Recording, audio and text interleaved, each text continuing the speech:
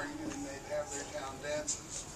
That went on for quite a long time, from 1926 until the early 1950s.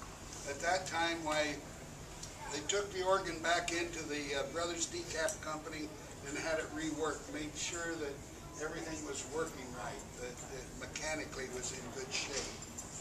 Fortunately, they didn't change the Art Deco style. I think that dates it, and it's also a thing of beauty, in my opinion. Anyways, it went back on the road again until the early 1980s, when an American collector purchased the organ and had it shipped to the United States.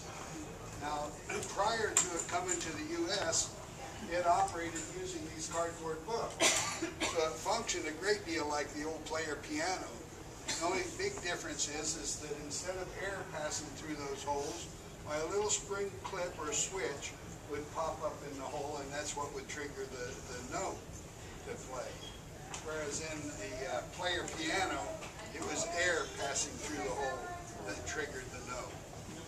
But, you know, it's the predecessor to the old computer punch card, if you will. Just stop and think about that. So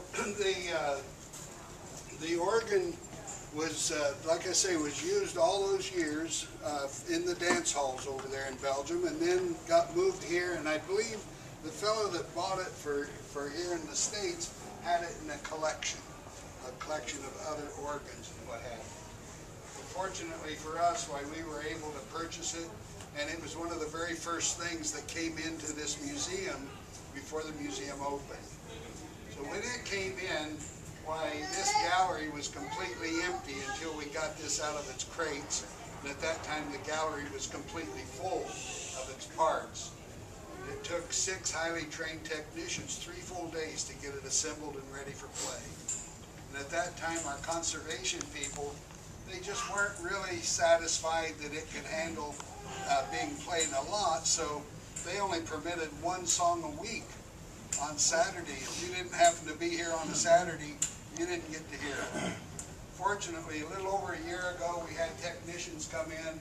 They took this whole top section apart, went into it and made sure that the tuning of all 680 pipes was correct, and they went through it mechanically and made sure it was in really good sound condition, which it is. So, got that back together, and at that time, they allow us now to play it twice a day, every day.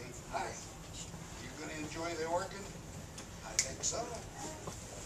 Anyways, so they play it, or we do. We play it twice a day, 2 songs each time, sometimes 3. And then if there's special events that come up, sometimes it'll get a little extra play. I've asked them, why don't we go ahead and hold town dances? That's what this thing was made for. But they haven't gone along with me on that one yet. I think we got plenty of room out there in that big wide hallway. Anyways, as you came in, why you walked past this big street organ back here, that beautiful red, white, and blue organ. That one's got about 160 pipes. The difference between it and this one is a couple of things. Number one, that one can be played by hand cranking. And that's what the vendors do in the Netherlands with that particular organ. But also, that one has all wooden pipes. So it's got that soft, mellow sound of the wood, which will put you in mind of the old carousel. So when you listen to that one, if you've been around any of the old carousels, that's probably what you'll think of. What's quite interesting is that our technician that did the hand cranking of that organ for the video wore himself out about 3 times doing 1 song. So he found out that that's no piece of cake. It's pretty tough work. Now, you'll find in this particular room engineering genius from yesteryear that's really quite amazing. We've got a big Nickelodeon back there called the Violano Virtuoso, which has a violin in it that's played mechanically and about a half of a piano. And so the engineer figured out how to play a violin mechanically without a bow. Instead of a bow, he used fibrous wheels spinning. And it's really quite interesting. Then back over here along the wall, you've got that big disc player built by the Regina Company.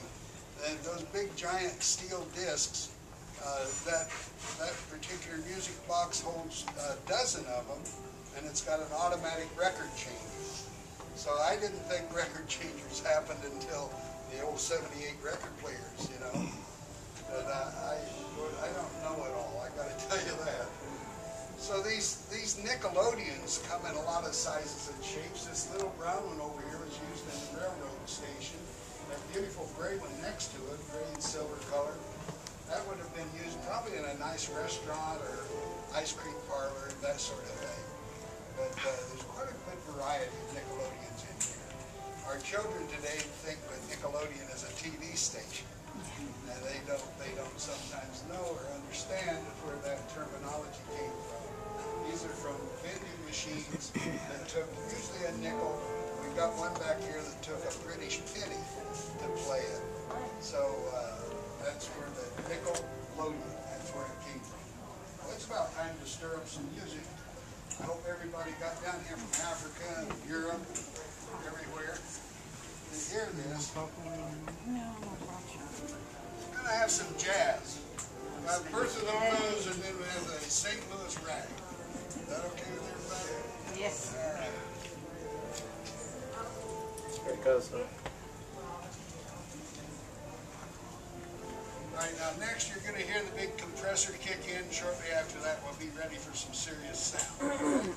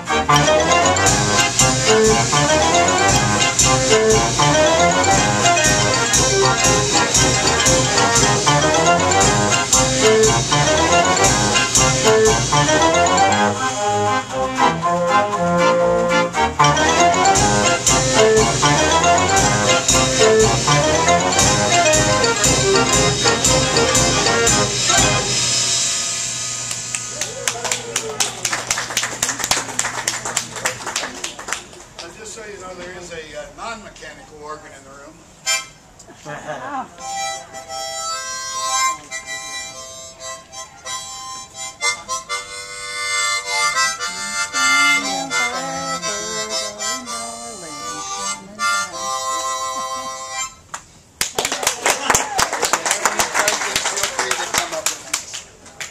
Thank you.